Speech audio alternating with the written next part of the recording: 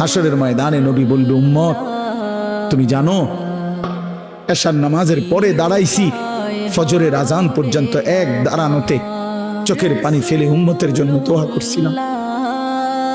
আল্লাহ রসুলের স্ত্রী আম্মা জান আয়েশা বলছেন, নবী এই পরিমাণ কাঁদছে, এতটা লম্বা দাঁড়ায় ছিল উম্মতের জন্য, হাত্তা তাওয়াররামাত কাদামাহু, দুইটা পাও ফুলে ফুলে গেছে। আল্লাহ নবী বলবেন, উম্মত আমি 23 বছর কাঁদছি রে, প্রতিটা রাত কেঁদেছি, দিন কেঁদেছি।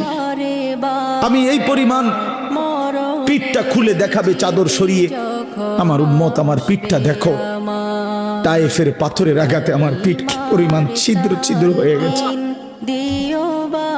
আমি সেই নবী, যে নবী তোদের জন্য পেটে ক্ষুধার কষ্টে পাথর ভাঙছিলাম দুইটা। আমি উহুদের ময়দানে দান দান শহীদ করে